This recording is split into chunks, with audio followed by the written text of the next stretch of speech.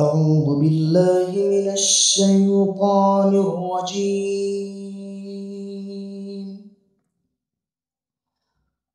بسم الله الرحمن الرحيم.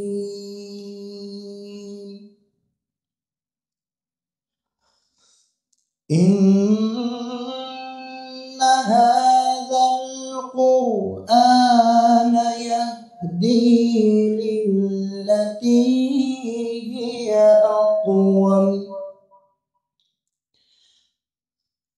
هي أقوم ويبشر المؤمنين الذين يعملون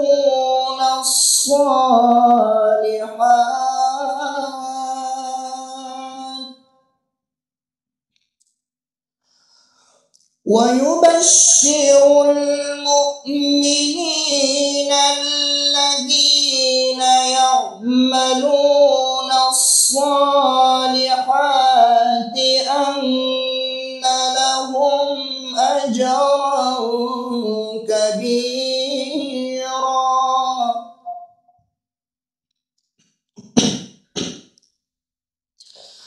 وأن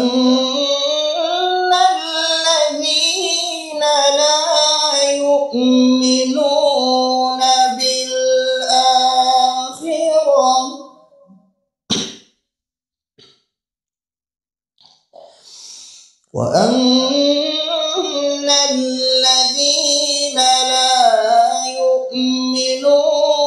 بالآخرة أعتدنا لهم عذابا أليما.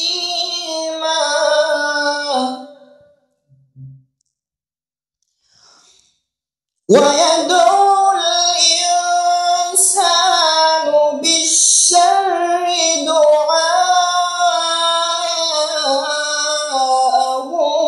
بالخير وكان الإنسان عجولا.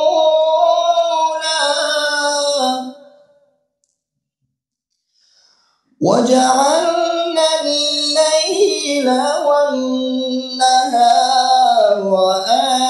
آيتين فمحونا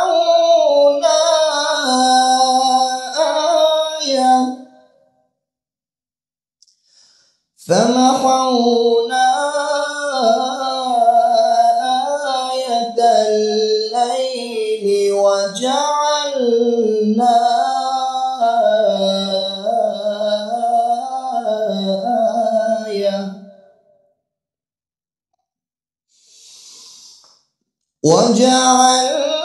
الليل والنهار آيتين فمحونا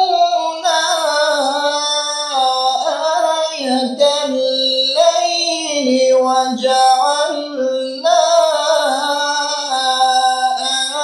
آية النهار مبصرا.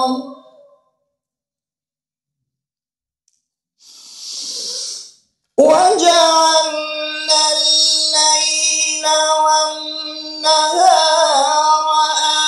آيتين فمحونا آية الليل وجعلنا آية النهار مبصرا. وجعلنا آية النهار مبصرة لتبتغوا فضلا من ربكم ولتعلموا عدد السنين والحساب وكل شيء فصلناه تفصيلا. صدق الله